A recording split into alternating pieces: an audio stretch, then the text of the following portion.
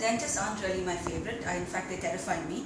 My mother-in-law happened to pass by this place, and she asked me to go in. And well, you don't say no to your mother-in-law.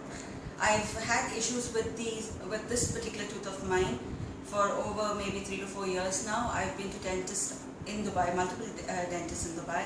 I've been in Udupi, in Mangalore, and I've never had some sort of relief. So I learned to live with the pain. You just learn to deal with the sensitivity. And then, I walked into this place and I was pleasantly surprised. One is because of the honesty and the care. So no one forces you to do any particular procedure. You were given your options. You're told exactly what to expect from every option, and it's up to you, and no one judges you if you don't take the most expensive option or if you're not doing what's in right now. What I also liked is the fact that they take you through each and every step, so you know exactly what you're supposed to feel.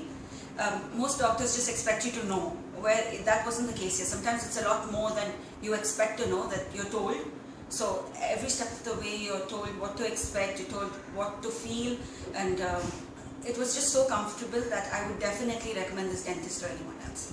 Thank you. Smile again.